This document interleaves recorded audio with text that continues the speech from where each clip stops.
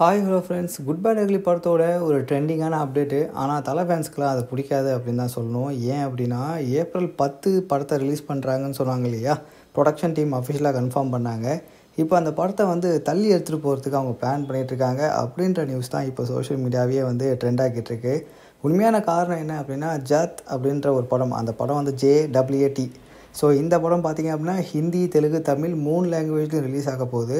அதையும் Maithri movie makers தான் produce பண்ணியிருக்காங்க. அதே ஏப்ரல் 10 தான் ரிலீஸ் பண்ண போகிறாங்க. ஸோ அதனால் விடாமூச்சி மூவியை அடுத்த வர நல்ல டேட்டில் ரிலீஸ் பண்ணலாம் அப்படின்ற மாதிரி அவங்க பிளான் பண்ணிகிட்ருக்காங்களாம். கண்டிப்பாக ரெண்டுத்தில் ஒரு படம் தள்ளி தான் போகும். ஏன்னா ஒரே ப்ரொடக்ஷன், பெருசாக ரிஸ்க் எடுக்க மாட்டாங்க.